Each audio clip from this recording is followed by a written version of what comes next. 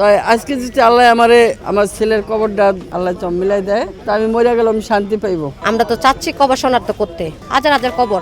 আমার ভাইয়ের কবর কোনটা তো সেটা তো আমি জানি না। আমার তো কেউ ডাক দিব না। আমার ছেলে 18 জুলাই বৃহস্পতিবার দিন বাইরে এসে ঘর থেকে চা খাওয়ার কথা কই আর ঘরে ফিরে নাই। তারপরে 34 দিন পরে আমরা ঢাকা মেডিকেলে একজনের দ্বারা আমরা ছবিটা পাইছি। ছবিটা পাই আবার হেরা বইলা দিচ্ছে আঞ্জুমানে যান। আঞ্জুমানে গেছে, ওই আঞ্জুমানের থেকে আমাকে এখানে পাঠাইছে। এখানে আমি প্রত্যেক বৃহস্পতিবার হইলেই আমি আইসা বলি আসি ঘুরে ফিরে এই ছেলের আমার আইসা লয়ে যায়। তাই আজকে যদি আল্লাহ আমারে আমার ছেলের কবরটা পাই দেখি আল্লাহ মিলাই দেয় তা আমি মরে গেলে আমি শান্তি পাইবো, এটুকুই আমার আবেদন। এখানে যারা শুয়ে আছে আমার ভাইসহ সবার ছিল পিত্ত পরিচয়, ছিল পরিবার। স্বৈরাচার সরকারের কারণে তাদেরকে বেয়ারিশভাবে দাফন করাইছে। তারা কেউ বেয়ারিশ না, তারা সবাই ওয়ারিশ। তাদের ফ্যামিলি পাগলের মতো খুঁজতেছে, তাদের ফ্যামিলি জানেই না তারা যে এখানে বেওয়ারিশভাবে শুয়ে আছে।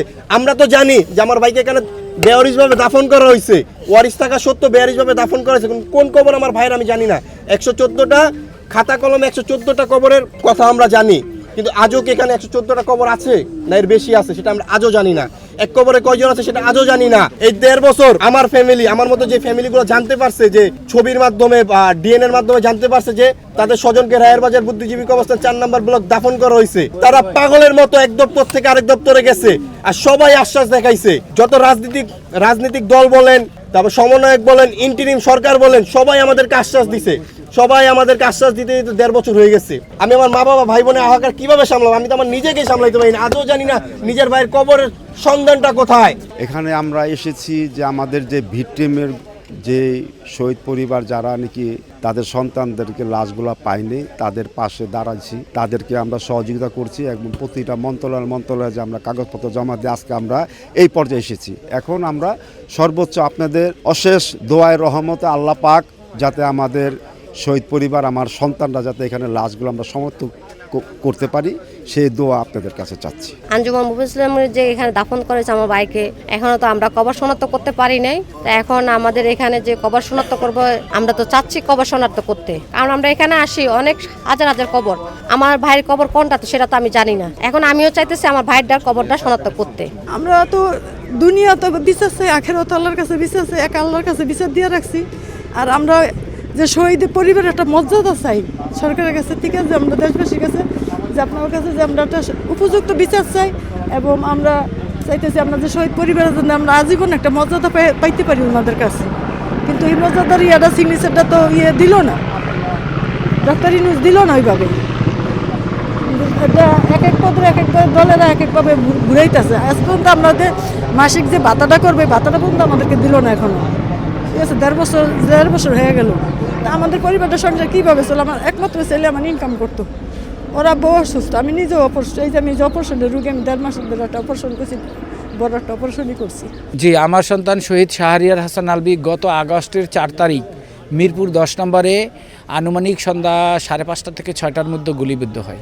যারা হসপিটাল থেকে বের করার পর ওর সাথে যারা আন্দোলনে গেছে তারা একজন দেখে অজ্ঞান হয়ে গেছে, আর একজনে বলছে হ্যাঁ ও আমাদের সাথেই আন্দোলনে আসছে, ও আমাদের বন্ধু, ওর বাসা আমরা চিনি। তখন ওরা আমাদের বাসায় নিয়ে আসছে। এরপরে আমার বাসায় অনেক লোকজন, মানে কি বলবো, মিনিটের মধ্যেই হাজার হাজার লোকজনের সমাগম হয়েছে। বলতেছে আপনার ছেলে কেন আন্দোলনে গেল, আপনি এখানে থাকতে পারবেন না, এই বিভিন্ন রকমের আমাকে চাপ দিচ্ছে। ইভেন আপনাদের যদি আমি দুঃখের কথা বলি, ওই দিনকার 3টা মসজিদ থেকে খাটিয়া আনতে পাঠানো হয়েছে, তারা খাটিয়া পর্যন্ত দেয় নাই। তারা বলছে যে এই সন্ত্রাস, এদের গোসল আমাদের এখানে, জানাজা আমাদের এখানে হবে না। আমি ওই দিনটির কথা কোনো অবস্থায় ভুলতে পারি না, যে ওই সময় আমি আমার সন্তানকে যে দাফন করব না আমি কি করব, আমি অস্থির হয়ে গেছিলাম। এক তো মানুষের চাপ, মানুষে বিভিন্ন রকমের কথা বলতেছে, আমাকে বিভিন্ন রকমের থ্রেট দিচ্ছে।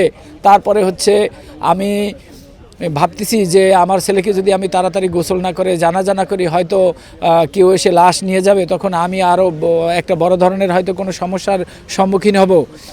মানে এইগুলো নিয়ে আমি আর ওখানে আমার ওইরকম আপনজনও কেউ ছিল না।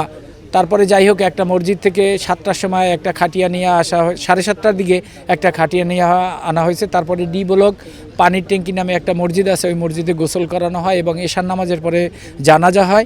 এরপরে দেন আমি কালশী কবরস্থানে রাত 11টার দিকে ওকে আমি দাফন করি।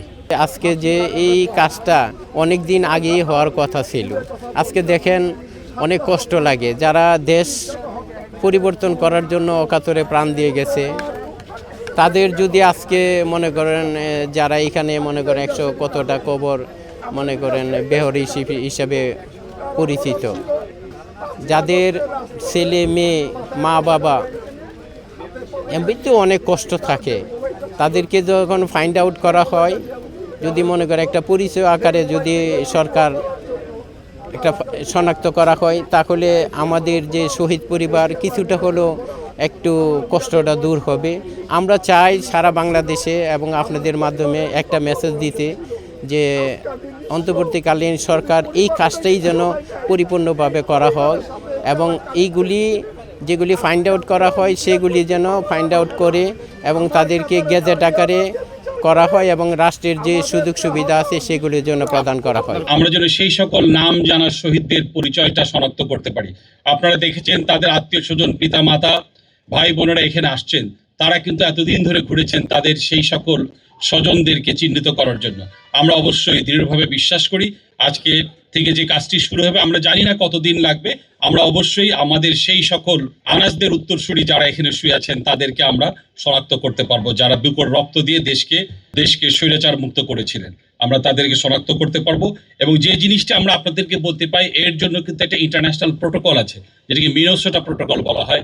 সেই প্রোটোকল অনুযায়ী আন্তর্জাতিক প্রত্যেকটা স্টেপ লক্ষ্য করে আমরা কিন্তু আমাদের বিশেষজ্ঞ আন্তর্জাতিকভাবে, উনি 40 বছর ধরে এই কাজে প্রায় 60টির মতো দেশে কিন্তু এই কাজ করেছেন, এই কাজে নেতৃত্ব উনি দিয়েছেন। তো সেই প্রোটোকল অনুযায়ী আমরা এই কাজটিকে সম্পন্ন করব।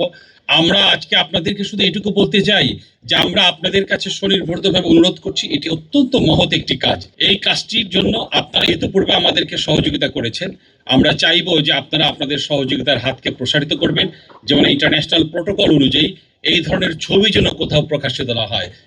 এই লাশ এই যে আমরা যে নিয়ে আসবো, আপনারা দয়া করে এই যে সর্বোচ্চ সতর্ক থাকবেন, এই কাজগুলো আমাদেরকে সহযোগিতা করবেন। আমরা আজ থেকে শুরু করব, আমরা জানি না কতদিন লাগবে, এটা অত্যন্ত শ্রমসাধ্য একটি কাজ এবং এর জন্য কিন্তু আমরা বেশ কয়েকদিন হলো কিন্তু ওনার নেতৃত্বে আমরা আমাদের সকল স্টেক হোল্ডার যারা আছে, ইভেন দেন যিনি গৌর খদক আছেন তাকে সহ কিন্তু আমরা সিআইডিতে এদেরকে প্রতিনিয়ত প্রশিক্ষিত করা হয়েছে যেন আমরা সেই মিনেসোটা প্রোটোকল অনুযায়ী প্রত্যেকটা স্টেপগুলো করতে পারি।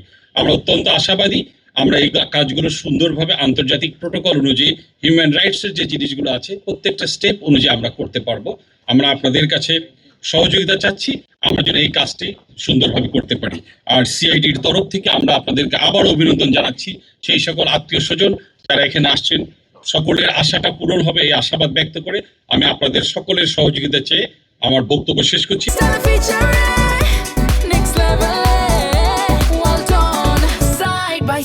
Free